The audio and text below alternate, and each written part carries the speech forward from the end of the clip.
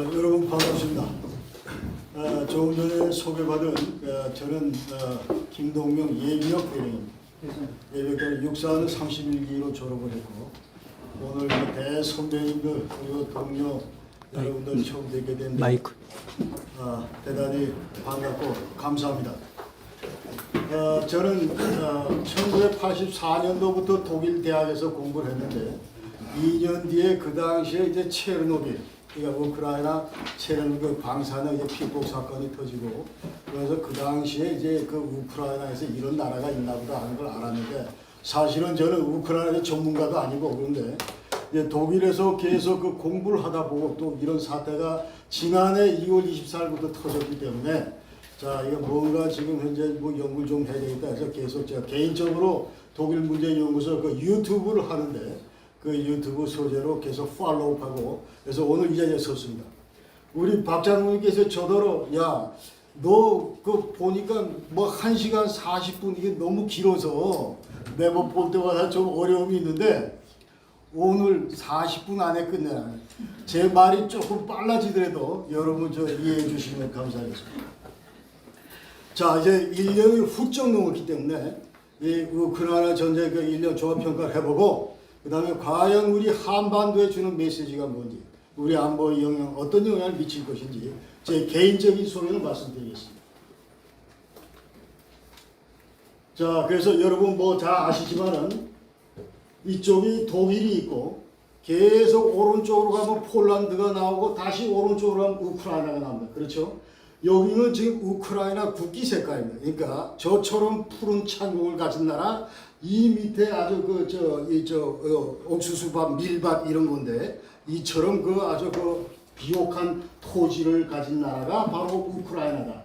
지금 현재 유럽에서는 러시아 다음으로 큰 나라가 우크라이나고 그 다음에 유럽의 곡창지다 여러분 잘 아시죠? 38% 이제 그 농산물을 전부 수출하는 나라입니다. 그리고 구소련이 해체되기 전에 4개의 공화국이 있었는데 그 중에 하나가 이제 우크라이나. 그렇죠? 그러니까 러시아, 그다음 벨라루스, 카자흐스탄, 그 우크라이나 이렇게 4개 나라가 있었고 그 중에 하나인데 이제 지난 91년도 8월 24일 날 이제 구소련이 해체되기 바로 직전에 독립을 했고 그리고 지금 현재 우크라이나 국민이 완전히 반으로 나눠 있다. 그러니까 친서방을 지향하는 그런 국민들이 대다수인 반면에 아직도 한 20% 가까이는 여전히 이제 러시아 성향을 친러시아 성향을 띠고 있다. 그래서 2014년도에 이제 조금 이따 다시 말씀드리겠지만은 야 이제 크림반도가 여기 나오는 요 크림반도를 이제 푸틴이 탈취를 하고 그 다음에 요 국경 오른쪽 동쪽에 요 돈바스 지역에 이제 친러성한 반군들을 주축으로 정부군에 이제 그 투쟁하게 하고 그래서 내전을 일으키게 하고 자 그런 건 이제 여러분 그러니까 엄밀한 의미로 따지면 우크라이나 전쟁은 이미 2014년부터 시작됐다 이렇게 우리가 알아야 됩니다. 자 그래서 오늘은 이제 여태까지 그 배경하고 그 다음에 어떻게 전황이 전개되는지 그리고 지금 현재 종합평가를 해보겠습니다. 야, 지도를 보시면 이게 1990년에 동서냉전이 와해인데 그 당시 모습인데 요 빨간 색깔이 이제 나토고 이쪽이 이제 바샤펙 그 구소련 뭐 이쪽이었는데 그러나 동서냉전 해체 이후에 자 이처럼 빨간 색깔이 계속 동쪽으로 전진합니다. 그러니까 이 얘기는 그만큼 이제 완전히 나토가 동부로 이제 그 확산이 됐다 그런 얘기입니다. 그렇죠? 그러니까 왕년의 그 W 국가들이 전부 새롭게 나토 멤버가 되어버립니다. 여기에 이제 푸틴이 불안을 느끼고 왜? 이게 전부 한 700에서 한 1000km 되니까. 그러니까 바파존이 그만큼 줄어든 거예요. 지금 현재 러시아 입장에서 볼 때는. 자, 이게 엄청나게 지금 안보 이제 위협이 되고 그 다음에 올 4월 4일 날 요 핀란드가 나토에 새롭게 31번째 나토 회원국이 된 겁니다. 그러니까 지금 현재 이 광활한 이 아주 그 긴 국경선을 지금 마주하게 되고 여기 푸틴이 엄청나게 스트레스를 받는 겁니다. 그래서 자 이처럼 자 안보 위협이고 자 이렇게 쭉 늘어났고 그 다음에 우크라이나하고 모스크바까지는 500km밖에 안 떨어진다. 예컨대 자 키예프에다가 저 무슨 뭐 미사일을 설치했을 경우에 설치했을 경우에 바로 그 러시아 사정권 안에 들어온다 이 말입니다. 그래서 자 2014년도 그 당시에 이제 크림반도 뺏기고 난 다음부터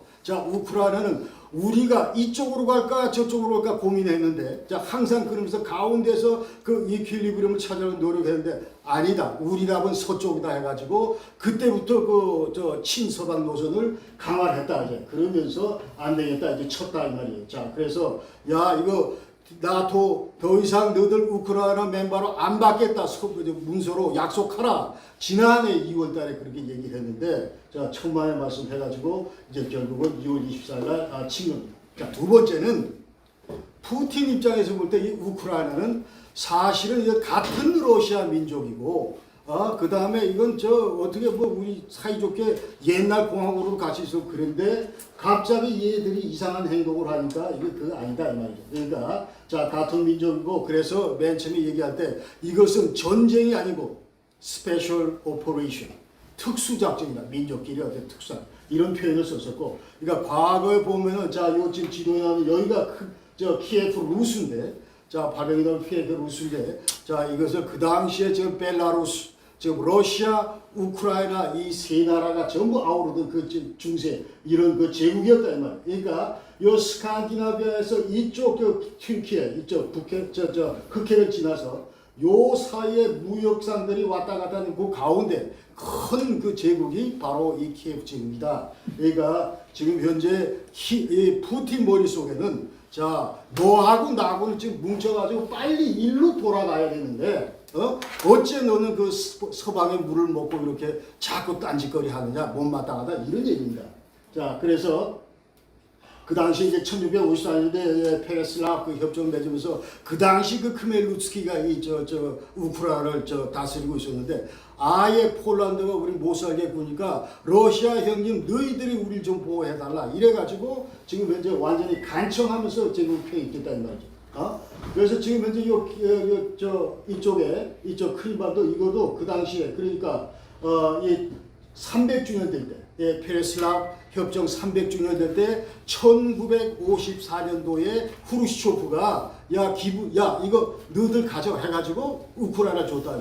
후르시초프는 우크라이나 사람입니다. 우크라이나 사람이고 그때부터 이제 꼬이기 시작한 거예요. 그러니까 푸틴은 크림을 먹을 때 이거는 옛날부터 우리 건데 지금 현재 그 당시에 1954년도 후르시초프가 뭐 잘못해가지고 야 이렇게 줬다 이렇게 생각을 하는 거예요.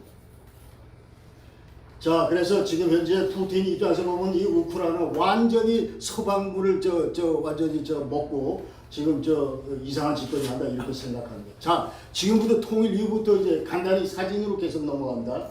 92년도에 아까 얘기로 통일됐고, 자, 국민투표인데 90%가 통일 지지했다. 그 다음에 94년도에 이제 부다페스트 메모랜덤이라 이게 뭐냐면은 그러니까 구소련 당시에 이제 우크라이나는 벨라루스와 카자흐스탄과 마찬가지로 많은 양의 구소련의 핵무기가 여기 있었습니다. 그래서 이제 구소련이 해체되고 자 이들 다 독립하니까 얘들 나라에 있던 핵무기를 러시아로 이관하는 거예요. 그 조약이 바로 이제 부다페스트 메모랜덤. 그래서 이제 1994년 12월 5일날 이걸 체결을 했는데 여기에 이제 보증을 쓴 나라가 누구냐면 미국하고 영국하고 러시아다 이 말이에요. 그러니까 너희들 핵무기 전부 다 돌려줘라 러시아한테. 대신 우리가 너희들 안보 책임진다. 이렇게 한 것이 이제 부다페스트 이 메모랜덤의 컨셉이다 이렇게 하시면 되고. 자, 그 다음에 2004년도에 이제 대선이 있었는데 이 오렌지 레볼루션이다 해서 이 키예프에서 이제 대규모 반정부 시위가 있었습니다. 이게 뭐냐면 그 당시에 대선에 나왔던 이제 주자들이 야누코비치라고 있었는데 이 야누코비치는 러시아 성향이에요. 그래서 푸틴이 부정선거를 획책하면서 이 야누코비치를 대통령에 당선시켰어요. 그런데 이것이 완전 부정이다 해가지고 이 우크라이나 주민들이 전부 이제 길길이 뛰면서 시위를 벌이고 자 여기에서 헌법재판소가 야 선거 다시 해 부정선거 맞아 해서 이 선거에서 당선된 것이 이제 유시첸코가 됐다 이 말이에요. 이 유시첸코는 친서방입니다. 2004년 대선 때부터 이미 푸틴하고 우크라이나 그때부터 금이 가기 시작한 겁니다. 그 전에는 그 전에 독립 이후에는 크랍축 대통령, 쿠치마 대통령 이 사람들 전부 다 공산당 출신이고 완전히 푸틴 아니 러시아의 똘마니들이 했단 말이에요. 그러니까 모든 것들이 문제가 일치 없었는데 자, 이게 지금 유시첸코가 지금 친서방인데 이래 되니까 말이 안 된다 이 말이죠. 그때부터 푸틴은 이제 이렇게 꼿꼿당하고 쳐다보고 있었다 이 말이에요. 자, 그래서 2005년도에 이제 유시첸코 이 사람이 대통령이 됐는데 여러분 얼굴을 자세히 보시면 이분 얼굴이 얼고 있습니다. 왜 그러냐면은 자, 2004년 9월 달에 이 사람을 독살시키려고 이제 호텔 식사를 하는데 완전히 다이옥신 배려 이런 것들을 전부 해가지고 이렇게 얼굴이 얼어버렸어요. 이렇게 이 러시아 소행입니다. 전부 이렇게 자 했고 그래서 이게 뭐 이제 루돌피나 비엔나 가서 뭐 이렇게 받았다. 자, 그래 이 사람이 결국 대통령이 됐다. 대통령이 됐는데 5년 뒤에 대선에서는 다시 자 아까 떨어진 이 사람이 이제 야누코비치인데 이 친러 성향이 이 사람이 재수 끝에 대통령이 됐어요. 대통령이 됐어요. 자, 이게 아주 획기적인 그런 사건들이다 이제 그 말이에요. 잠깐. 자, 그리고 2013년도 14년도 이제 대규모 시위가 키예프에서 있습니다.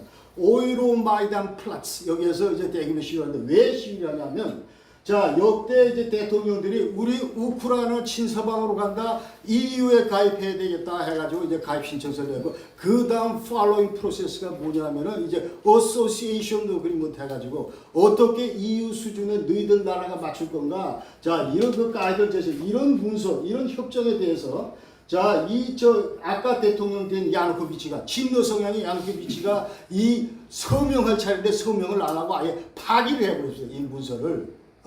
그렇기 때문에 이 주민들이 왜 우리는 EU 멤버가 되는데 이거를 파괴하냐 해서 지금 이제 전부 들고 일어난 거죠.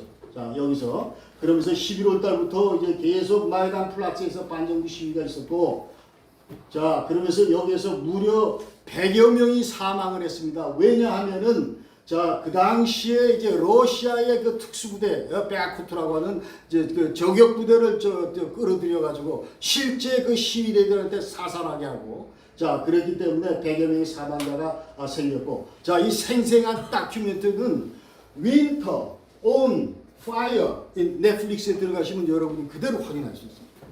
그 당시 3달 동안의 그 다큐멘터 필름이 그대로 지금 돼 있다 하는 겁니다. 자, 그리고 아까 베아쿠트 특수부대 했고,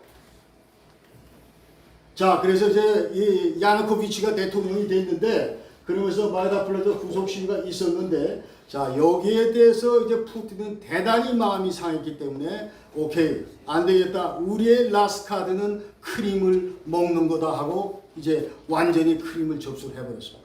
그러니까 그 당시에 그 군사력이 워낙 미미했기 때문에 우크라이나가 제대로 저항 한번 못하고 아주 속수무책으로 러시아한테 크림받을 주고 말았다 그렇게 이제 아시죠. 그러면서 돈바스의 내전을 계속 일으키고 자 그랬습니다. 그러니까 그 전에 이미 2008년도에 이제 조지아하고 러시아하고 전쟁이 있었는데 그때 이제 얘기가 자 나토가 앞으로 부시 대통령이 무슨 얘기를 했냐 앞으로 이제 우크라이나하고 조지아를 나토 가입시키겠다 이런 얘기를 했기 때문에 그 당시에 이제 푸틴은 만약에 우크라이나 얘들을 너희들이 끌고 가면 우리는 크림을 먹는다. 그때 이미 얘기를 다 했던 거예요.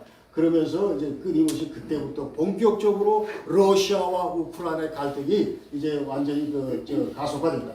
자, 그러면서 이제 평화협정을 이제 돈바스에 이제 내전이 있었는데 이거를 평화협정으로 이제 전부 해결을 했다. 그때 이제 인발부된 사람이 독일의 앙겔라 메르켈 총리하고 그다음 프랑스의 올랑 대통령하고 이 사진에 보시는 자 이런 분들이 전부 이제 해가지고 이 문제를 평화적으로 끄자. 자 내전 종식시키자. 전부 비군사화시키자. 이렇게 전부 했는데 그 당시에 미국은 이와 같은 프로세스에 대해서 반기를 열었다. 그러니까 자 지금 현재 러시아하고는 우리가 말로 평화를 절대로 안 된다. 우크라이나를 군사적으로 이거 강하게 만들어야 해법이 생기지. 그렇지 않으면 안 된다. 그 얘기를 누가 했냐면 바로 이제 존 맥케인, 하원 군사위원장 존 맥케인이 그 당시 상원의원 때 뮌헨에서 그 시히하이츠 컨퍼런스, 시큐리티 컨퍼런스가 매년 열리는데 여기 와가지고 야 메르켈 너 네 입으로 지금 평화협정 이거 뭐 잘 됐다고 얘기를 하는데 그거 잘못됐다. 이렇게 노골적으로 이제 그 미국에서 딴지를 걸기 시작합니다. 그리고 우크라이나한테 무기 주는 거 이거 금지한 거 이런 거 마이크한테 잘못했다. 이렇게 얘기를 하면서 그 당시 이건 흡사 1938년도에 뮌헨 업코멘에서 민행 협정이 있었고, 그러니까 히틀러가 유럽을 치려고 이제 완전히 절치부심해서 군사력을 강화하고 있는데, 영국 수상 챔벌린 무슨 이 프랑스 이런 전부 다 뭐라고 그러냐면 대화로 꺼야 된다, 우리가 지금 히틀러 손잡고 평화적으로 이 문제 해결해야 돼, 이랬던 거예요. 그러니까 미국 사람들 얘기는 너들 지금 하는 꼴이 흡사 1930년 그 상황과 똑같다 이 말이에요. 그러면서 미국은 실제로 어떤 행동을 했냐면 유크레인 프리덤 서포트 액트 이거를 2014년에 체결을 했고, 그 다음에 이제 재정 지원을 하면서, 그리고 2025년 Land and Lease Act 이런 것 좀 만들어서 우크라이나를 본격적으로 지원을 했다. 자, 2019년 대선에서 이제 블라디미르 젤렌스키 지금 현재 대통령이 당선이 됐습니다. 자, 젤렌스키 여러분 잘 아시니까 빨리 넘어가. 이 사람이 이제 2015년, 17년 그 당시에 유튜브에 나와가지고, 이제 TV 프로그램에 나와서, 자, 이게 유튜브 스타인데, 그러면서 이제 실제로 역사 선생님 역할을 하면서 결국은 나중에 유튜브 스타 대통령까지 되는, 근데 실제로 대통령이 돼버렸잖아요. 대선해서. 그러니까 그런 역할을 했던 사람이 여기서, 우리나라에서는 이분을 무슨 이 코미디언처럼 이렇게 묘사를 하고 희극 배우인 것처럼 천만에 말씀, 이분은 법학을 공부한 분이고 드라마 안에서, 프로그램 안에서 그런 역할만 했을 뿐이다 이 말이에요. 그리고 이 양반이 이제 유태인입니다. 유태계. 그래서 이 조부하고 전부 작은 할아버지 전부 3대가 전부 다 홀로코스트 유태인 그 학살할 때 그때 전부 다 희생이 됐었습니다.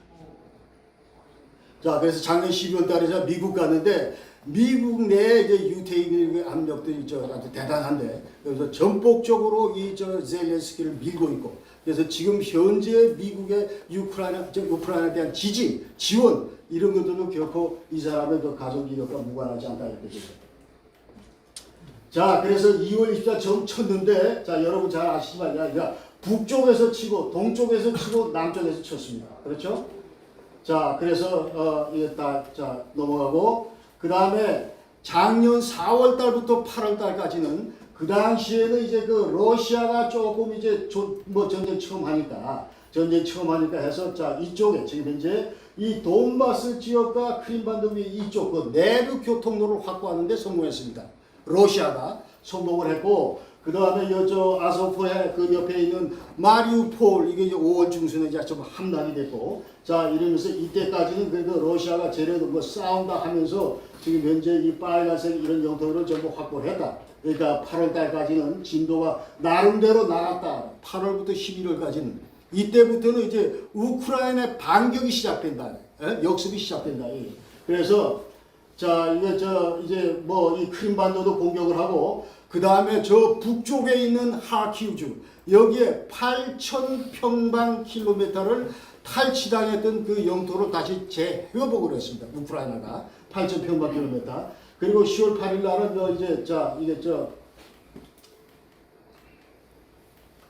자, 여기 지금 현재 크림반도하고 러시아 내륙을 연결하는 이것이 크림 대교인데, 캐시 대교인데, 이게 이제 10월 8일 날 이처럼 이제 폭격을 받아서 소사를 입었고, 그 다음에 9월 30일 날 러시아는 자, 4개 점령지역, 돈바스 2개, 자포리샤, 그리고 헤르손, 이 4개 지역을 전부 이거 이제부터 러시아 영토다 이렇게 전부 합병을 하고 있어. 36으로. 자, 그리고 11월 달에는 이제 약 한 30만 명의 부분 동원령을 내렸습니다. 자, 그래서 푸틴이. 자, 그리고 그 다음에 11월 달은 아까 넘어왔는데, 맨 남쪽에 헤르손주에서 4,500평방킬로미터를 이제 다시 또 우크라이나에 수복을 했다. 자, 이제 최근 전황을 보면은 이게 이제 최초고, 그 다음에 4월 달에 한 달 뒤에 작전 시작은 한 달 뒤에 북부 전선에서는 러시아가 완전히 전부 철수를 해버렸어요. 한 달 뒤에. 그러니까 그때부터 전쟁 한 달 했는데 이미 엄청나게 많은 러시아군의 문제점들이 드러난 거예요. 군수 지원도 제대로 안 되고, 지휘관들 지휘도 엉터리고, 이러니까 완전히 64km를 시뻘건 대낮에 전부 64km 전부 이 전차와 장갑차를 내세워 놓고 밀리터리 그 캄보를 하다가 이거 완전히 타켓이 된 거죠. 이와 같은 작전을 하지 않았다. 자, 그래서 한 달 만에 이쪽 북부에서 완전히 철수했다. 그 다음에 자, 아까 얘기대로 자, 이게 9월달, 11월달, 9월달은 이쪽 아까 얘기했죠? 8,000평방 자, 헤르손주 있죠. 청색으로 된데 이걸 회복을 했고 11월달은 이쪽 헤르손주 이 남쪽의 지역을 우크라이나가 전부 회복을 했다. 이렇게 보시면 되고 그 다음에 올 3월달에 자, 2월부터 이제 드디어 러시아가 이제 충계 대공세를 시작한다 하면서 했는데 지금 현재 주로 격전이 벌어진 데가 바로 이 돈바스 지역이다. 돈바스 지역이다. 그것도 자, 루안스크가 있고 도네츠크가 있는데 루안스크는 100% 장악을 했고 도네츠크는 지금 한 60% 장악.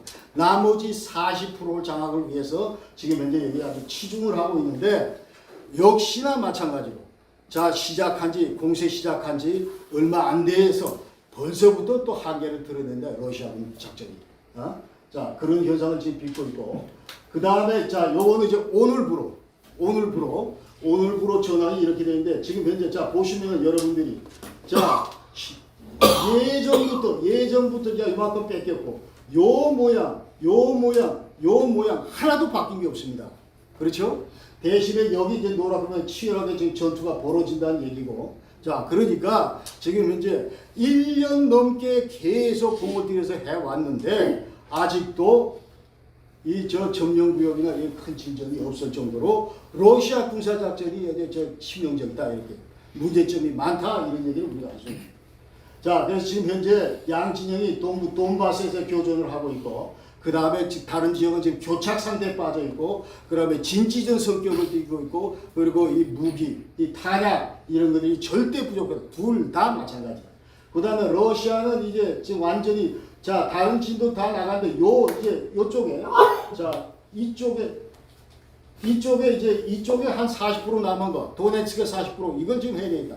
그 바로 관문이 어디냐면 바흐무트이다 이 말이에요. 그러니까 작년에 그 푸틴이 뭐라든 야 9월 15일까지 바흐무트 이거 완전히 장악해 이런 지시를 내렸는데 아직도 지금 전투를 하고 있어요.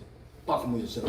자, 그만큼 지금 현재 지지부진하고 있는데 이제 곧 이제 아마 이 바흐무트에서는 우크라이나로 철수할 것이다 이렇게 이제 지금 얘기하고 있고 그래서 우크라이나 대역습이 어제부터 시작됐다. 자, 이 얘기는 자, 우크라이나 그 차관 지금 현재 말리아 국방 차관이 어제 자기네 그 인터뷰 하면서 앞으로 자, 이거는 이제 밀리터리 엑스퍼트들이 얘기한 앞으로 지금 현재 1개 여단에 한 3,500명 되는데 12개 여단을 이제 우크라이나가 투입해서 대역습을 시작할 거다. 이렇게 지금 얘기를 하고 있습니다.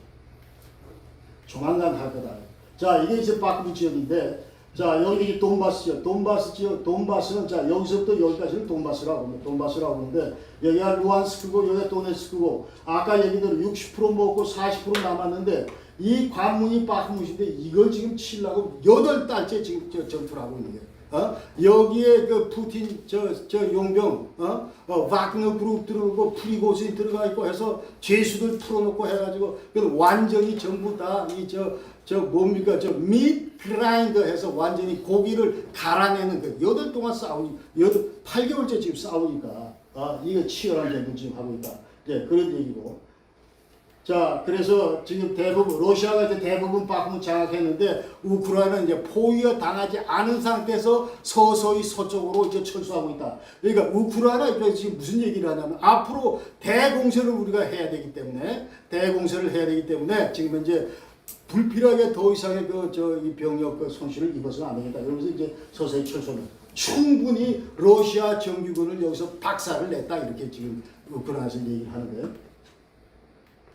자, 최근에 또 무슨 얘기가 나오면 미국에서 비밀 문서가 폭로가 된다. 이거 대단히 지금 외교적으로 센시티브한 얘기인데 미국 측에서 지금 현재 야, 나토군 100명이 우크라이나에서 활동을 하고 있다. 이 문서가 지금 비밀 문서가 노출이 됐어요. 그래서 미국에서 지금 현재 이게 지금 수사하고 있습니다. 수사하고 있고 만약 이 문제가 이제 계속 에스컬레이트 되면 이건 대단히 좋은 소재가 된다.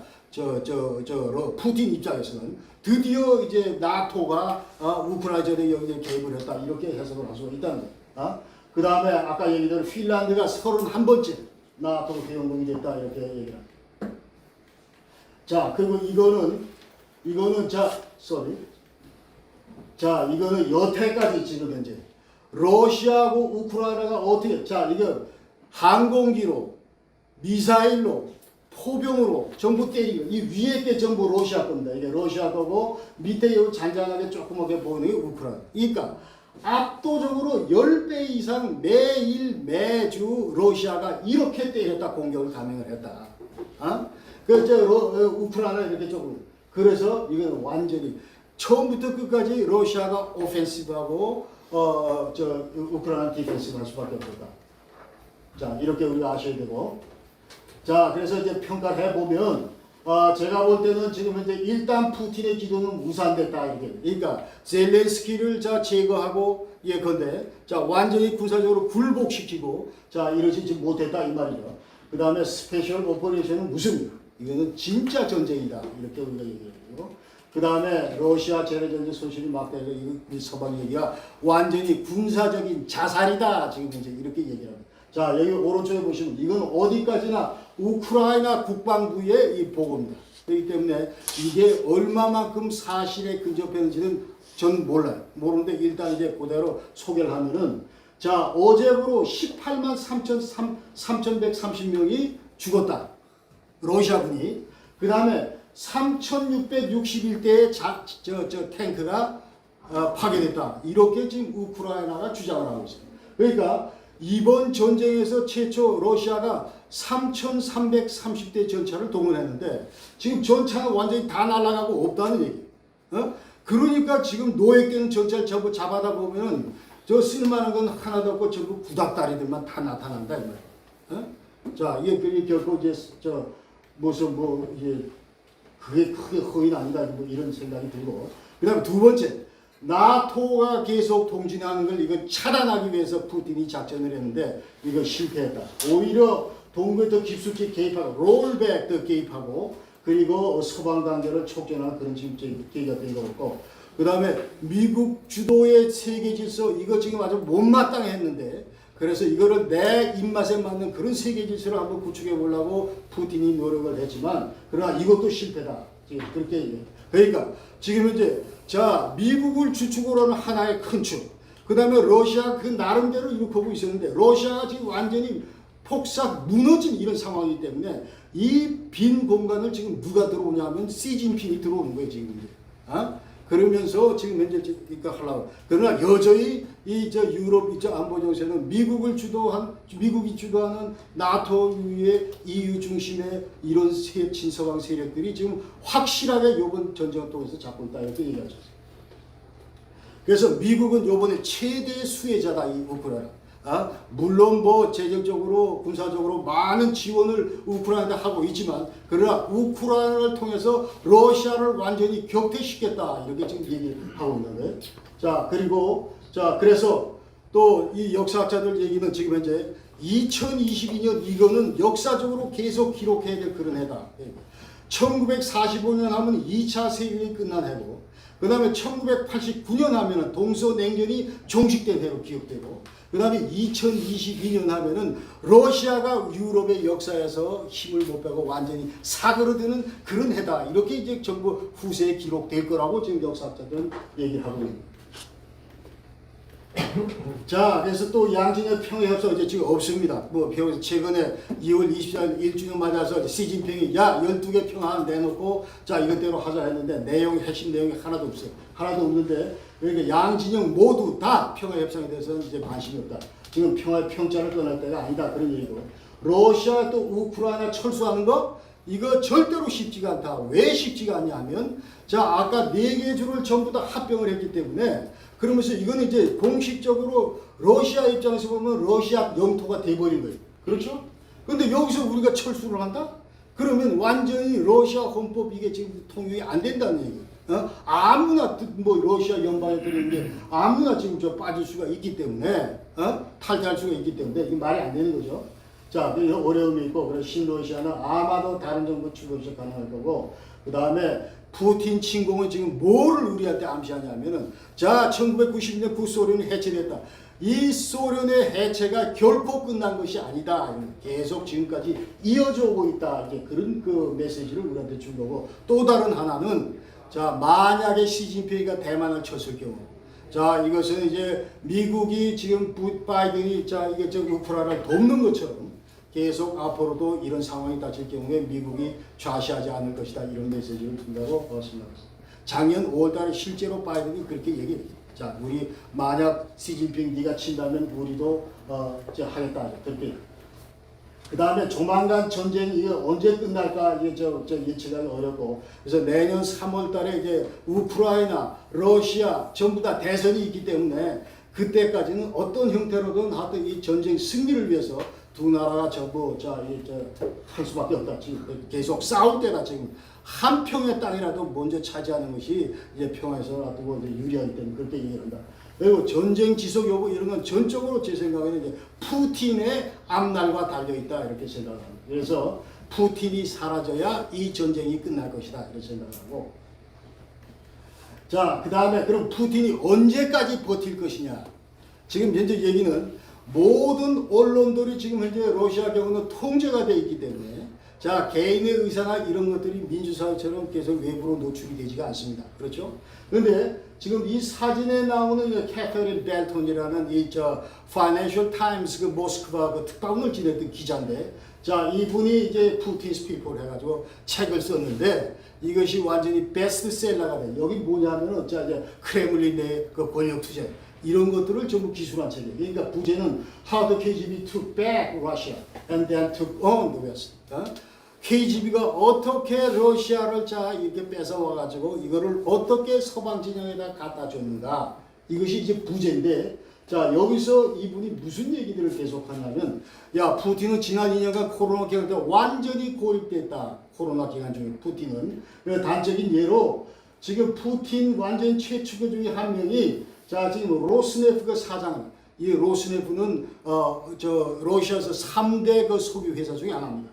여기 사장이 완전히 똘만인데 야 불러도 안 와. 2주 동안 잠적을 해버리고 이런 현상이 노출이 된 거예요. 그러니까 이게 말빨이 더 이상 안 먹힌다 이런 얘기를 지금 이 기자가 지금 하고 있는 거예요. 권력 기반 상당 부분이 지금 완전히 약화되어 있다 이런 얘기를 하는 거예요. 푸틴 권력 기반이. 그러니까 이거 대중 지지를 바탕으로 푸틴 되는데 예비군 동원 절대로 안 한다 공약해놓고 왜 30만씩 부분 동원료 내려가지고 가느냐 해가지고 시민들이 그때 많이 돌아섰다 이 말이에요. 자 그래서 그리고 러시아 사회는 지금 현재 자 이 전쟁 충격에 휩싸였고 그 다음에 서방의 그 서방 제재 이런 것 때문에 그 다음에 여러 가지로 지금 현재 사업 기반이나 이런 것들도 안전 기반이나 이런 것들도 지금 흔들리고 있다 이렇게 지금. 자, 그래서 푸틴은 지금 어떻게 그럼 사라질 건가? 권력 투쟁을 통해서 사라질 건가? 아니면 개인적인 어떤 유도를 통해서 사라질 건가? 이렇게 지금 권력 투쟁도 지금은 제가 볼 때는 여기 대해서는 별로 얘기가 안 나오고 얘기가 안 나오는데 그러나 지금 푸틴 사기 그러니까 2018년부터 이제 푸틴 사기가 시작됐는데 자 이건 완전히 지금 이제 사양길로 파행으로 접어들었다 이렇게 지금 얘기를 하고 있고 그 다음에 푸틴 건강은 앞으로 최대 3년이다. 이렇게 지금 서방 언론에서는 왜 그만큼 건강 상태가 안 좋다. 이제 그런 얘기를 하고 있습니다. 그러니까 지금 파킨슨 초기다. 이거 단적인 예로 지금 이제 영상이 나타나는 겁니다. 박물관을 가는데 모기가 오른뺨에 붙었는데 이걸 오른손으로 안 치고 왼손으로 친 게 포착해서 오른손은 툭 쳐져 있고 자 그래서 이제 여기서 파킨슨이다 그런 얘기를 하고 그 다음에 이 양반은 지금 현재 췌장암도 걸려 있다. 그래서 이 병세를 좀 낮추기 위해서 지금 스테로이드를 계속 맞기 때문에 얼굴이 이렇게 부어 있다. 그 얘기를 하고 그 외에도 갑상선암, 전립선암, 혈액암 이런 게 있다고 그러는데 아니 한 사람이 이렇게 많은 암이 걸릴 수 있는지 모르겠어요. 네? 한 사람이 이렇게 많이 걸릴 수 있나요? 근데 요 밑에 나오는 정신 이상, 건망증, 치매, 뇌졸중 이거는 이제 개인적으로 제가 이제 푸틴하고 나이가 같습니다. 52년생 같기 때문에 요 밑에 부분은 저도 이런 게 제가 감지가 되기 때문에 여기는 이해가 가는데 이렇게 많은 암을 동시에 한 사람이 가질 수 있을까? 그건 지금 의아합니다. 의아한데 일단 서방 언론에서는 이렇게 많은 암을 가지고 있다. 지금 현재 혈액암 얘기를 하는데 이거는 누구 얘기냐면은 우크라이나 정보국장 얘기, 국방부 정보국장. 자기네 그 정보국에서 똘마니를 크렘린을 보내가지고 거기서 파악한 정보다. 부다노프라고 앞으로 우크라이나 국방장관이 될 사람. 부다노프가 직접 우리 직원이 가서 파악을 했는데 이거다 그렇게 얘기해요. 자, 그러면서 이제 3명의 그 데이터가 있다. 도펠갱어라고 그러죠. 자, 제 오리지널 푸틴이 있고 이 사람은 제가 볼 때 가짜 같아요. 이 사람은 가짜 같고 하여튼 3명의 그 도펠갱어를 하는데 엊그제 푸틴이 전선에 나타난 보도가 떴습니다. 그렇죠. 헬손에 나타났고 돈바스에 나타났다 했는데 이게 전부 가짜가 나타났다. 이게 서방 언론에서 왜 가짜냐? 푸틴을 접견하려면 푸틴 이제 외부 나들이 안 하고 푸틴을 만나려면은 김동명이가 푸틴을 만나고 싶다 하면은 10일에서 14일간 2주간 완전히 캐런틴 검역소에서 대기하고 있다가 만난다 이 말이야. 그 정도로 아주 푸틴 이게 그 외출이나 이런 것들을 살벌하게 지금 통제를 하고 있는 게 현실이다. 자, 그래서 이제 푸틴은 듣고 싶은 말만 듣는다. 이 얘기는 제 얘기가 아니고 아까 그 기자 얘기입니다. 벤통도 기자 얘기입니다. 직원 대신에 아부성 말, 이게 장기간 오래 한 자리에 있으면 밑에 사람들이 그러고, 그 다음에 최대 아부 조직이 KGB 후생 됐습니다. 그 다음 페더럴 서비스 뷰로 이거고, 그 다음에 올리가르키하고 나름대로 이제 관계가 좋았는데, 올리가르키하고 지금 완전히 사이가 틀어졌다. 그래서 지금 현재 전쟁 이후로 계속 지금 사업도 안 되고 하니까 올리가르키들이 많이 등을 돌린 것입니다. 그래서 푸틴의 최대 위협은 앞으로 러시아 정보기관 내 젊은 세력들이 푸틴의 적이 될 것이다. 이 얘기를 합니다. 이 기자가. 그러면서 어떤 예를 들냐면 1980년대 고르바초프가 등장할 때 그 당시에 가장 고르바초프가 영향을 받았던 것이 바로 KGB 내 젊은 세력들이다. 이 사람들은 계속 그 서구의 어떤 이런 생활 패턴 이런 것들을 선호를 했다 이 말이에요. 그러면서 앞으로도 마찬가지로 젊은 세대들이 큰 적이 될 것이다 얘기하고 이 사람 전망은 앞으로 러시아는 서구와 통합된 그런 들. 자, 이제 한반도 안보 시작 좀 이게 너무 죄송한데 빨리빨리 그래서 한마디로 쭉 얘기를 하면은 아까 얘기대로 옛날에는 미국하고 러시아가 이렇게 있었는데 나름대로 그러나 미국이 한 8 정도 되고 러시아가 한 2 정도 된다고 이렇게 있었는데 지금 이번 우크라이나 전쟁 때문에 완전히 이 2가 쪽으로 들었다 이런 얘기. 그러니까 미국, 나토, EU 이쪽이 완전히 유럽 안보 질서를 지금 현재 장악하고 있다 이렇게. 그 다음에 나토 내에서도 보면은 옛날에 그 WTO 멤버였던 동구권 회원국들이 그러니까 예컨대 폴란드나 무슨 전부 이쪽 나라들 폴란드나 루마니아나 이쪽 나라 헝가리아 발틱 3국 이런 나라들이 완전히 지금 나토의 주축으로 부상을 했다. 여러분 잘 아시다시피 폴란드 같은 경우는 무기 체계를 완전히 K 방산으로 전부 이제 도배를 합니다. 그렇죠? 그렇죠? 전차, 장갑차, 전투기 이런 것들 전부 다.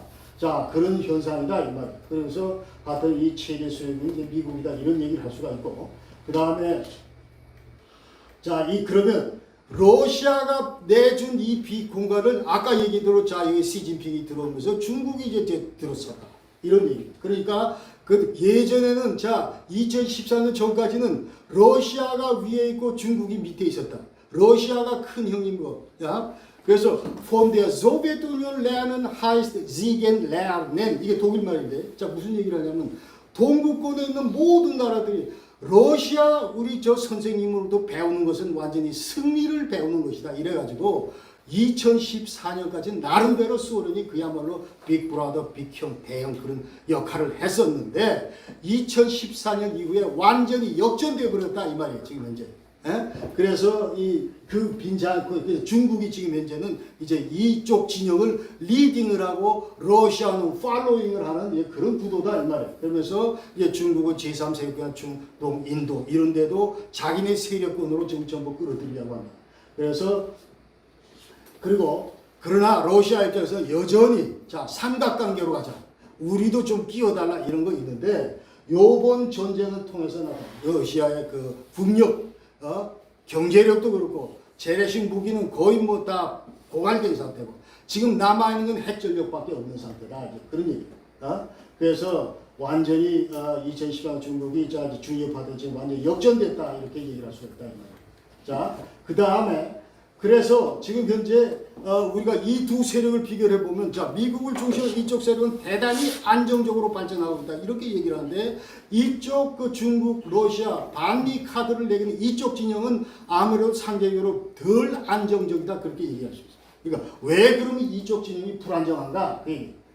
중러 반미 연합보다 왜 불안정한가? 이 얘기를 할 때. 자, 시진핑 얘가 지금 대단히 지금 교활한 애다 이렇게 얘기를 할 수가 있어요. 그러니까 지금 푸틴을 만나서는 악수하면서 자 3월달에 가서도 3일간 악수하면서도 자 우리가 반미 전선 이 알리안스 이거를 취한다 이 얘기를 하지만 그러나 시진핑 머릿속에는 자 신형 대국 관계 올 3월달에 상기 출범했는데 신형 대국 관계 하면서 앞으로 전 세계는 미국하고 우리 중국이 리딩을 한다. 자 비행기 타고 태평양을 넘으면서 저 광활한 저 넓은 태평양을 왜 미국 놈들이 혼자 먹냐? 나도 같이 먹자. 우리 둘이 먹자. 이런 생각이 지금 푸틴 머릿속에 팽배해 있는 거예요. 그러니까 지금 현재 이거는 미국을 위한 어떤 일종의 그 카드를 쓰는 거지. 러시아 카드는 야 내가 우리 너들 해가지고 한번 미국하고 붙어보자 그런 뜻이 아니에요. 지금 현재 반미 카드를 보여주는 그 이면에는 어떻게 하면은 우리 중국의 스테이스를 인정해달라 그런 얘기지 바이든에 대해서. 내가 너를 지금 깨서 완전히 없애기다 그 뜻이 아니고 제발 우리가 조금 부족하지만 그래도 너희와 어깨에 겨룰 수 있는 이런 세력으로 억셉트 해달라는 그런 항의 표시로 우리가 해석을 해야 된다 이 말이에요. 그러니까 시진핑 입장에서는 자 여러 가지 문제가 지금 경제적으로 많은데 미국의 지원 없이 서방의 지원 없이 절대로 지금 현재 이 난제를 못 푼다. 이것이 중국의 현실이다 이 말이에요. 그렇기 때문에 지금 시진핑 입장에서는 자 반미 동맹 외향적으로 겉으로는 뭐 필요하지만 그러나 어차피 러시아하고는 또 상호 보완적으로 되고 스테이블 메리지 그래서 아주 그 안정적인 혼인 관계를 푸틴과 맺고 싶다 이제 이런 그 얘기입니다. 그래서 그러나 제 개인적인 이 두 세력 가운데 이 세력이 약하다고 얘기를 했습니다. 그렇기 때문에 지금 현재 많은 사람들이 신냉전 하는데 이 신냉전은 그렇게 오래가지 못할 것이다. 그렇게 생각하고 자 이쪽 지역이 허약하기 때문에 그렇다. 그런 생각을 하고 자 그 다음에 앞으로 러시아의 그 국력 이것은 이제 시간이 갈수록 약화될 것이다. 그러면서 이제 많은 사람들이 그 예상한 대로 앞으로 이 서방 가치나 이런 것들이 뿌린내리는 그런 나라로 탈바꿈 할 것이다. 이렇게 생각이 되고 그래서 이와 같은 발전은 앞으로 이 중앙아시아나 몽골, 중국, 북한 민족으로 크게 기여할 거기 때문에 우리 대한민국 입장에서는 바람직한 그런 어떤 발전이다 이렇게 저는 생각합니다. 제가 80년대 중반부터 독일에 있으면서 어떻게 동구권이 민주화되는 과정을 봤기 때문에 이 지금 현재 서구의 민주주의가 그 당시에 상상도 못했던 이제 동구권으로 흘러들어가고 우크라이나까지 와 있고 그래서 앞으로 이 전쟁 끝난다면 러시아도 지금 우크라이나 수준의 민주주의가 이제 확산이 될 거고 자 이와 같은 해바라기 레볼루션 자스민 혁명같이 계속 통진을 할 것이다. 중앙아시아를 건너서 몽골을 건너서 어느 날 갑자기 이제 북한 앞에서도 확산이 될 것이다 이렇게 생각을 하고 이런 추세는 좀 개인적으로 바람직하다고 생각합니다.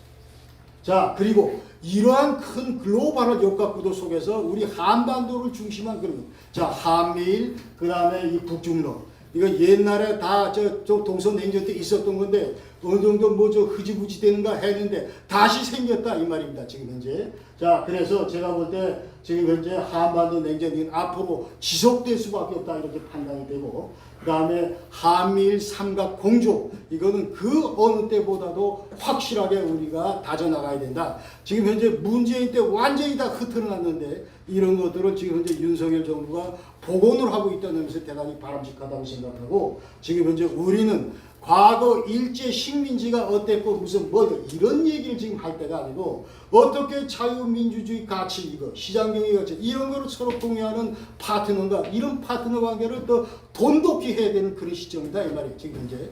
자 그래서 우리 정책개정대 이런 데 가실 써야 되고 그 다음에 한미일 연합을 장 9월달에 해상도 했는데 제가 볼 때는 바람직하다고 생각하고 아주 더 확대해야 된다. 그 일본 내 자 UNC 리아 후방기지 7군데 자 이것은 앞으로 유사시에 그쪽에서 많은 이제 미사일이나 탄약들이 전부 들어오게 되어 있습니다. 그렇죠? 반드시 우리가 지켜야 되고 자 그래서 이제 앞으로 이뿐만 아니고 한미일 관계를 돈독할 뿐만 아니고 지금 이제 다자 협력 틀 속에서도 우리가 눈을 떠야 된다. 예, 쿼드 있고 오커스도 있고 쿼드 플러스도 있고 G8도 있고 자 우리 윤석열 대통령께서 지난 6월 30일 날 저쪽 마드리드 나토 정상회담에 초청을 받아 갔는데 그때 나온 얘기들이 이제 앞으로 우리 이 자유민주주의 가치를 구가하는 나라들끼리 뭉치자 하면서 이 지역에서는 우리가 자 이와 같은 다자협력 다이얼 시스템에 가입할 필요가 있다 이렇게 생각합니다. 자, 그래서 우크라이나 전쟁이 남북 간의 이제 하해 협력 가능성이 아주 진짜 보존될 것이다. 그래서 이와 같은 상황에서 한미 동맹 이건 누가 뭐라 그래도 제일 중요하다. 그래서 앞으로 우리 안보뿐만 아니고 통일을 담보하는 그런 수단이기 때문에 하여튼 무슨 수를 써서라도 이 가치가 훼손되는 걸 막아야 된다. 자, 그러면서 자 우크라이나 그토록 지금 당하고 있는데 얘들이 나토 가입하기 위해서 2005년도에 유시첸코 대통령 때, 그 다음에 14년에 포로셴코 대통령 계속 나토 가입하려고 노력했는데 결국 안 됐어요. 지금은 더 안 됩니다. 왜냐하면 지금 이제 분쟁 당사국이기 때문에 나토 가입은 이제 안 돼. 원칙적으로 이제 프린시플에 안 맞기 때문에 안 됩니다. 자, 그래서 이처럼 나토 옆에 미국 옆에만 가 있었으면은 전혀 이런 침공 안 당했죠. 그래서 이거 땅을 치고 있는데 그래서 우리 대한민국이 자유민주주의 체제를 채택을 하고 또 이거 미국과 혈맹 관계를 유지하고 있고 이것은 얼마나 큰 축복인지 모른다 이런 거죠. 그러니까 이와 같이 물론 우리 이승만 대통령, 박정희 대통령 이분들은 그야말로 우리가 침이 마르도록 그 진짜 이분들의 공로에 대해서 칭찬을 해야 된다. 저는 개인적으로 그렇게 생각합니다. 문재인 이와 같은 대통령 더 이상 나오면 완전히 한미 관계 완전히 개판. 한일 관계 개판, 그 다음에 우리 군대도 완전 훈련 안 시켜가지고 당나라 군대를 만들어 놓은 게 문재인 일당들이다 이 말입니다. 자 여기에 대해서 우리 역사적인 성찰이 있어야 된다 생각을 하고 자 그 다음에 이런 맥락에서 전시작전 통제권을 환수하겠다, 한미 연합사를 해체하겠다 이따위 얘기는 앞으로 일체하면 안 되겠다 그런 얘기. 지금 현재 우리 SCM에는 자 빠른 시간 내에 무슨 뭐 조건이 컨디션 스페이스 이런 환경이 되면은 자 이거 뭐 자본을 이제 환수한다 이렇게 돼 있는데 이거 완전히 무시하는 게 좋겠다 이런 생각을 하고 전자권 소유한 미군 그다음에 CFC 이런 것들 가장 강력한 대북 억제력을 구사한다 그렇게 생각하고 만약 이런 것들이 전부 우리 한국에 있을 경우에 이거 북한의 전면 도발 이거는 사실상 물 건너 가는 거다 이렇게 생각합니다. 그래서 CFC가 이제 핵공격 핵전쟁 수행도 가능하고 만약에 우리 한국 합참이 예컨대 작전권을 받았다 이런 경우는 여러 가지로 이제 문제점이 많다 이렇게 생각하고 한미 군사훈련 강화하기는 우리의 그 당면 과제가 있습니다. 그 다음에 핵 관련해서 지금 우리가 교우 시사점 뭐 이런 거 보면은 아까 얘기된 우크라이나가 핵 갖고 있다가 얘들 러시아한테 다 줬기 때문에 지금 터지고 있다 이렇게 얘기를 합니다. 그러니까 어떤 형도 핵무장한 북한의 위협으로부터 우리가 살아남기 위해서는 대한민국이 어떤 형태로도 핵무장 억제 수단을 갖고 있어야 된다 이런 말씀을 아주 드리겠습니다. 자, 그 다음에 두 번째 핵 관련해서 우리가 시사점을 주는 것은 자 러시아가 재래무기가 있고 핵무기가 있는데 이 재래무기도 나름대로 개발하려고 노력을 했는데 보니까 전쟁을 몇 차례 하다 보니까 2008년도에 조지아하고도 하고 하다 보니까 이건 문제점이 많아. 근데 제일 쉬운 거는 핵 이쪽 분야에 조금 투자하면은 이게 아주 그 안전빵이다 이 말이에요. 누가 우리를 못 친다 이 말이에요. 그러면서 자연스럽게 이 재래무기 분야에 대해서 크게 투자를 많이 못했다. 그래서 지금 현재 재래무기로 전쟁하고 있는 우크라이나가 저 게임도 안 되는 지금 현재 한중 안 되는 우크라이나가 붙어가지고 저렇게 지금 고전하고 있다 이 말입니다. 그 얘기를 지금 제가 하고 싶은 거고. 그래서 이 러시아의 핵전력은 자 이게 억제도 있고 사용도 있는데 옛날에는 억제였는데 지금 이 억제 개념보다는 지금 사용에 더 방점을 찍고 있다 이렇게. 여차하면 그래서 전쟁하자마자 계속 지금부터 스탠바이 걸어놓고 여차하면 핵공격하겠다 이렇게 지금 푸틴이 자꾸 얘기를 하고 있는. 그런데 만약 핵공격을 했을 경우 이게 이제 나토 참전이 문제가 된다 이거죠. 그렇기 때문에 이러지도 저러지도 못하기 때문에 푸틴은 절대로 핵무기는 사용을 못할 것이다 이렇게 저는 생각하고. 자, 그 다음에 이런 맥락에서 우리 한반도 지금 이제 북한 핵무장, 북한의 위협을 당하고 있는 우리 대한민국이 어떤 액션? 북한 첫째, 북한은 절대로 핵무장 절대로 포기 안 한다. 자, 이거는 지금 이제 6차 거쳐서 핵실험한 건데, 자, 1차서부터 6차 소폭탄까지, 자, 이와 같은 핵실험을 했고, 지금 현재는 80에서 90기 갖고 있고, 앞으로 연 6에서 7기를 계속 생산한다. 북한은 핵무기 제조에 필요한 보다 3박자, 4박자, 5박자, 6박자 다 가지고 있습니다. 북한은. 천연 무슨 뭐 우라는 2001년뿐만 아니고, 자, 플루토늄 어떻게 생산 제철 시설, 그 다음에 저 하이리 인미시브레이드 고농축 우라늄 농축 시설 이런 것들 전부 다 갖고 있기 때문에 자 전혀 문제가 없다 이 말. 그래서 북한 핵무기 어떻게 그런 비핵화를 할 거냐? 절대로 단기적으로는 이걸 못 끈다. 단기적으로 끌 수 있는 유일한 방법은 전쟁 각오하고 1981년도 이스라엘이 오스이라크 원전 떼었을 때처럼. 그러나 이와 같은 그 에어스트라이크 옵션은 북한이 완전히 핵무장을 한, 그러니까 2006년 10월 9일 핵실험하기 이전에 통용될 수 있는 그런 주장이다. 지금은 이미 60, 80기를 손에 뒷주머니가 지금 누기기 때문에 지금 하면 그야말로 핵전쟁하고 각오하고 때려야 된다. 그러니까 어떻게 지금 그러면 단기적으로, 중장기적으로 보자. 어떻게? 1993년도에 사우스 아프리카의 그 데클라 대통령이 그 당시 6기 전부 저 H유탄 개발을 했는데 자진 핵폭입니다. 국제사회가 아파트하이드 정책에 대해서 계속 생션이 들어오니까 이 압력을 못 견디고 아예 버리는 게 낫겠다. 전부 대서양에다 다 버렸다 이 말이에요. 그러니까 앞으로 예컨대 평양에 김동명과 같은 생각하는 그런 지도자가 들어섰을 때 야 핵무기 이건 버리는 게 인민 살리는 길이다. 이런 결정을 내릴 때까지 기다리자 이 말이에요. 그러면 자, 손에 들고 이렇게 지금 협박을 하고 있는데 언제까지 지금 그럼 지금 당장 우리가 뭘 어떻게 해야 되냐. 그래서 비핵화에서 국제사회가 계속 생션을 가하고 있기 때문에 여기 적극 우리가 동참을 하되 지금 이제 북한 핵무장 그 위협 대응 대책 이게 이제 억제 방어인데 자, 예컨대 북한이 지금 80기, 90기 가지고 있다. 이걸 어떻게 못 쓰게 만들 거냐 이 말이에요. 못 날라오게. 그러려면은 우리 서울에도 군산에도 오산에도 이와 같은 거를 갖다 놔야 서로 억제가 된다 이 말이에요. 이게 지금 동서 그 군사 군비 통제 그 군축 그 협상에서 나온 교훈입니다. 그러니까 1976년, 77년대 구소련이 SS-20 중거리 미사일을 우크라이나 베라루스에 배치했어요. 이게 사거리가 5,400km 날아가는 건데, 이건 서구는 완전히 앞마당이 이제 위협 대상이죠. 여기에 나토가 이제 1979년 12월 12일 날, 자, 도펠베슈루스 두알 디시전에서, 두알 트랙 디시전 해가지고 이중 결정돼요. 자, 너희들이 SS-20 갖다 놨기 때문에 우리도 폴싱투 토마호 갖다 놓는다. 어디에다? 서독에다. 네덜란드에다. 이렇게 갖다 놨습니다. 실제로 갖다 놨습니다. 그러니까, 뉴스 for nukes.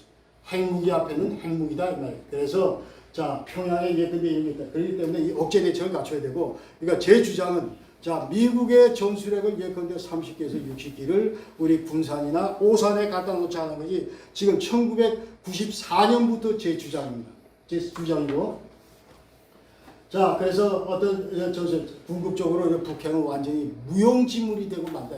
앞으로 핵개발 통해서 이것이 200기, 300기, 400기 되더라도 별 볼 일 없다 이 말이에요. 그러니까 저쪽 위협으로부터 우리가 편안하게 전혀 위협받지 않고 일할 수 있다 그런 얘기고, 그 다음에 이 연합선에서 한미동맹 북한 억제 수사 좋은 억제 수사가 된다. 절대로 해체해서는 안 된다. 이제 그런 얘기고. 그러나 자위적 핵무장을 하자 이 얘기가 지금 뭐 우리 국민들 3분의 1가 지지하는데 말은 하기 쉬운데 자위적 핵무장은 바른지가 옵션이 아니다 이 얘기를 하겠습니다. 그래서 대한민국은 통일 이유도 봐야 되고 절대로 한반도는 단 하나의 핵무기도 있어서는 안 됩니다. 핵무기는 이게 전 우리 인류를 위한 이런 옵션이 아니기 때문에 반드시 대한민국은 통일은 대한민국은 비핵화를 해야 된다. 이제 그 철학을 우리가 지녀야 되고, 자, 그렇기 때문에 이 자위적 핵무장이 물론 우리가 하려면 할 수는 있습니다. 자, 이게 플루토늄 이 재처리하고 고농 쪽으로 2000년도 초에 대한민국 이미 다 해봤던 거예요. 그래다 지적받아가지고 한때 혼도 나고 그랬는데 이게 우리 과학자들한테 이게 게임도 안 돼. 이게 하는 거 만드는 거 전혀 문제가 안 돼. 그렇다는 얘기고. 그래서 이게 북한 핵 문제 이게 지금 그림인데 지금 제가 이제 아쉬워하는 거는 지금 오래전부터 대한민국이 북한 핵무장 위협으로부터 우리가 시달리고 있는데 우리의 그 정치하는 정치인들이나 정책 기관자들이 전부 다 북한 핵 문제의 본질이 뭔지를 모르고 있다는데 많이 제가 정말 제가 충격을 받습니다. 북한 핵 문제의 본질이 뭡니까? 이게 북한 핵 문제의 본질입니다. 그런데 어떤 사람은 자, 이 바닥만 쳐다보고 이걸 북한 핵 문제라고 하고 어떤 사람은 이 옆면만 보고 코끼리 다리 보고 꼬리 보고 뭐 이런 식으로. 그래서 오늘 여러분들에게 제가 북한 핵 문제의 본질은 이런 겁니다 하고 이 한 장으로 여러분 설명을 드리겠습니다. 자, 여러분 머릿속에다 그리십시오. 자, 이 북의 행성이 어떻게 봤냐? 1차 핵실험 이게 제일 중요합니다. 핵실험 이전의 북한 핵 문제하고 핵실험 이후의 북한 핵 문제하고는 스토리가 완전히 달라집니다. 자, 핵실험 이전에는 뭐냐면은 어떻게 북한 애들이 핵 개발을 못하게 저지할 건가 하는 것이 이게 목표. 북한의 문제. 그래서 90도 초에 예컨대 무슨 세틀라이트에서 북한이 핵 개발하는 징후를 포착하고 국제사회가 인부하게 돼서 계속 하면서 뭘 했습니까? 자, 한반도 비핵화 공동선언 92년도. 그 다음에 94년도 제네바 크로 미국 핵합의. 그 다음에 육자회담 9.19 2.13 뭐 이런 것들. 이게 뭐예요 전부 다? 너들 핵 개발하는 거 동결하라. 핵무기 만들면 안 된다. 핵물질 생산을 동결. 이런 거예요 지금 이제. 이게 핵실험 전에 일어났던 이런 일들인데 그러나 핵실험을 했다는 의미는 뭡니까?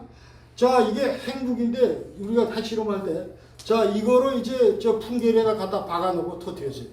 이걸 뭐라고 전문용어로 뭐라고 Nuclear Explosive Device라고 합니다. 자, 여기에는 핵물질도 들어가고 고폭 장약도 들어가고 그다음 데토네이터 들어가고 이런 거 들어가는 거예요. 근데 이게 핵무기입니까? 아니, 핵무기가 아니고 이거는 Nuclear Explosive 핵 폭발 장치라고. 핵실험을 위해서 쓰는 거를 핵 폭발 장치라고. 핵실험 할 때마다 이거를 집어넣어서 터뜨립니다. 1945년 7월 16일 날 미국이 세계에서 최초로 핵실험을 했습니다. 이거를 터뜨린 거예요. Nuclear Explosive Device 이걸 터뜨린 거예요.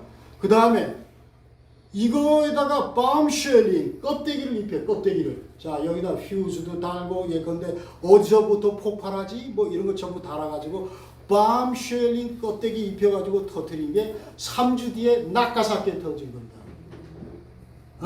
그러니까 핵실험하고 나서 3주 뒤에 똑같은 모델에다 bomb shelling 하면 핵무기 됩니다. 그래서 국제사회에서는 자, 어느 나라가 핵실험을 했다 하면은 그 나라는 핵 보유국으로 간주하는 거예요 지금 이제. 북한은 6차례에 걸쳐서 핵실험을 했기 때문에 누가 뭐라도 북한은 핵 보유국입니다. 근데 많은 또 한국 사람들 뭐라 그러냐면 야, 미국이 북한은 비핵 보유국이래 이렇게 얘기해요. 여러분 절대로 헷갈리면 안 되는 게 뭐냐면 미국 사람들이 북한이 비핵 보유국이다 하는 얘기는 Non-Nuclear Weapon State 하는 얘기는 뭔 얘기냐면 NPT 조약의 구조에 가면은 거기에 가면은 1967년 1월 1일 이전에 핵실험을 했거나 핵무기를 보유하고 있는 나라만이 Nuclear Weapon State 핵 보유국이다 칭합니다. 나머지는 전부 다 Non-Nuclear Weapon State. 그런데 지구상에서 지금 돌아다 보면은 자, 이스라엘 핵무기 있습니까 없습니까? NCND로 나지만 이스라엘 핵무기 있습니다. 그렇죠? 인도 있습니까 없습니까? 있습니다. 파키스탄 why not? 있습니다. 북한 있습니다. 그래서 이 네 나라를 국제사회는 디팩토 사실상 누클리어 웨폰 시스템으로 얘기합니다. 그러니까 미국 사람들은 차마 이제 쟤들한테 누클리어 웨폰 시스템 지위를 허용하고 싶지 않은 거예요. 그래서 난 누클리어 웨폰 시스템 얘기를 하는데 그건 외교적인 수사고 실질적으로 핵무장한 북한과 위협을 당하고 있는 우리 대한민국 입장에서 볼 때는 북한은 100% 핵무장 국가고 핵 보유국이다. 이렇게 인정해야 된다.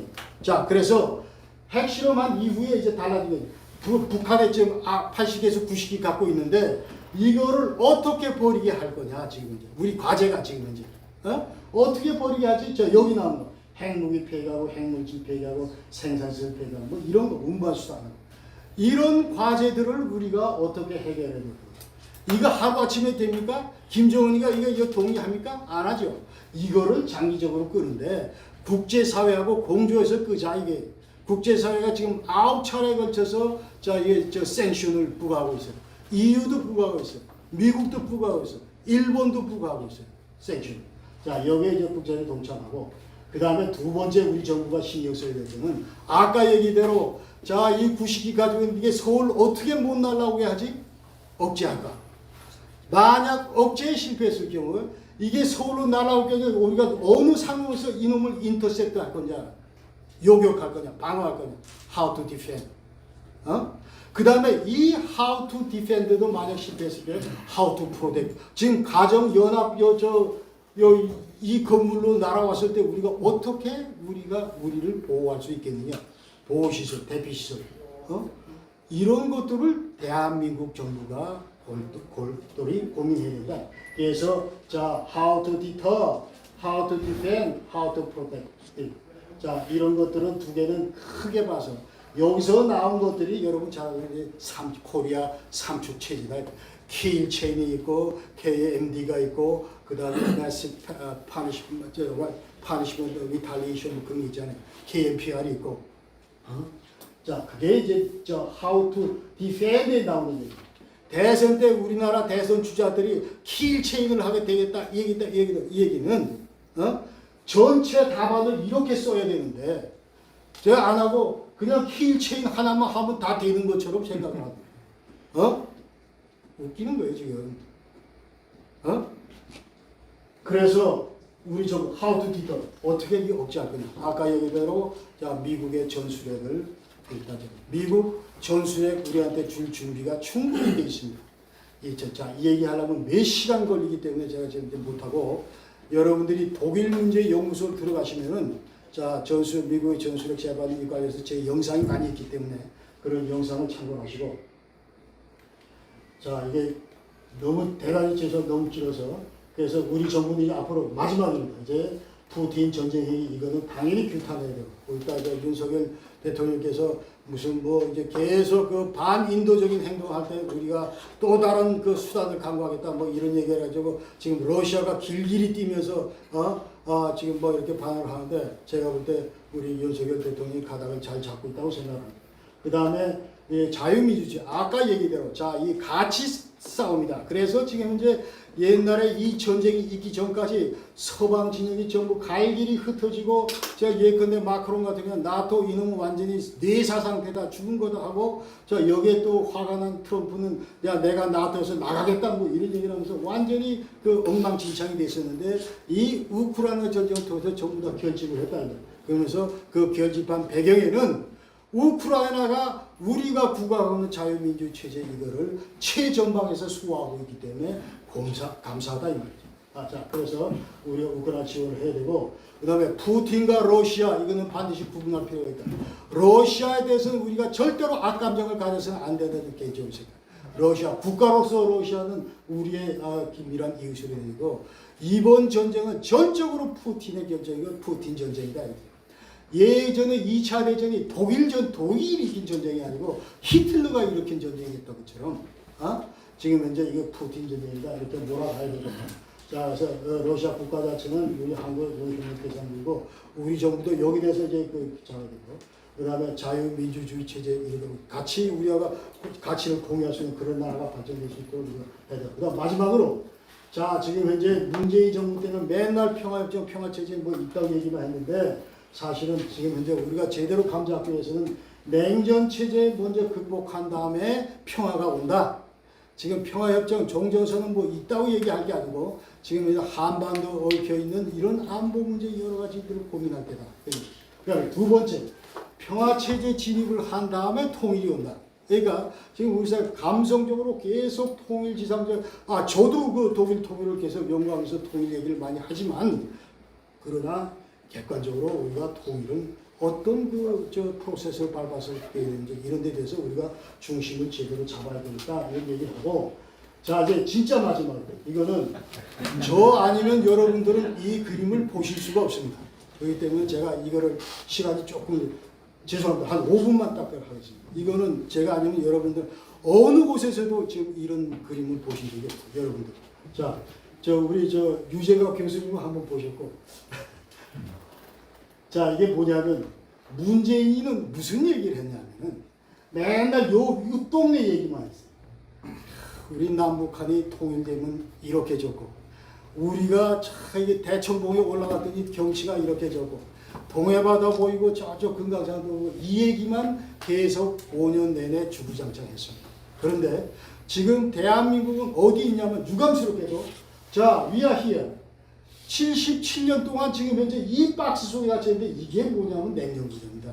그러니까 설악산 등산하는데 우리는 77년 동안 등산을 했는데 아직도 신흥사 외설악에서 왔다 갔다 하고 있는 거예요.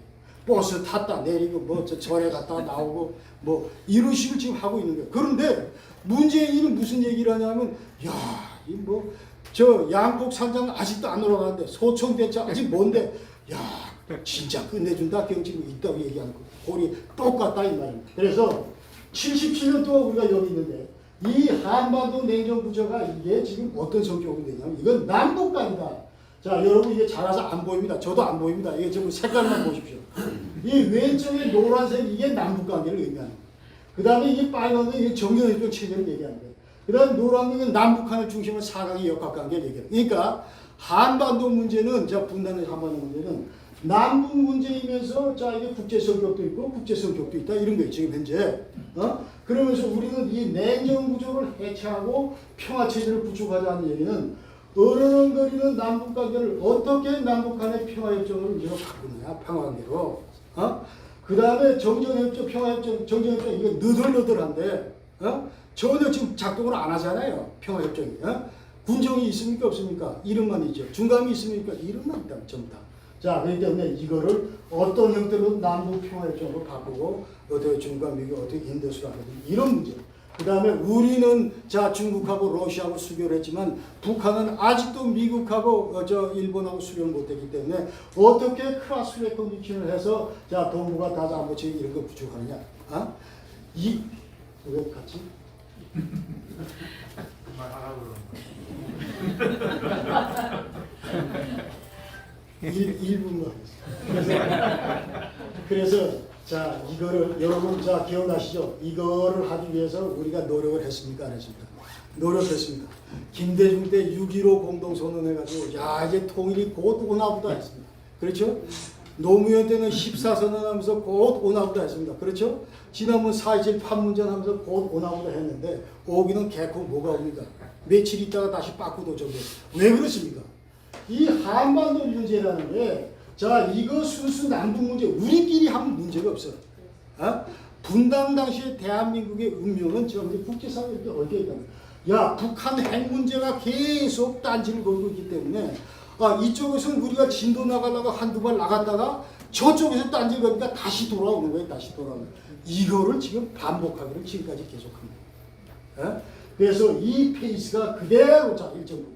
그래서 어떤 정치 지도자가 들었으니 간에 한반도 분단 당시에 한반도 문제가 이런 속성이 있다는 걸 알고 신경 써야 돼요. 우리 남북한만 잘한다고 이게 되는 게 아니에요. 통일이 되는 게 아니에요. 지금. 통일은 언제 온다고 그랬죠? 이 냉전을 건너서 이런 5개 과정 된 다음에 온다고 그랬죠. 평화체제에서 온다고 그랬어요.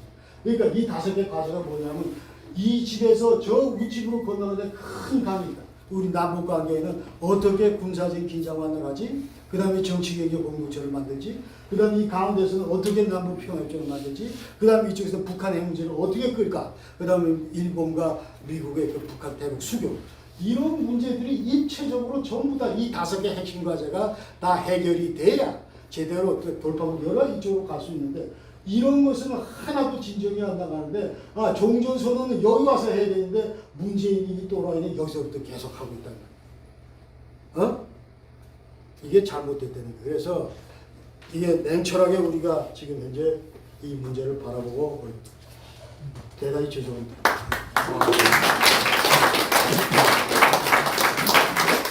지금까지 이 독일문제연구소 김동영 소장님께서 제1부를 말씀하셨습니다. 곧 이어서 제2부를 중계방송해 드리도록 하겠습니다. 그럼 1부는 여기서 방송을 종료하도록 하겠습니다. 대단히 감사합니다. 안녕히 계십시오.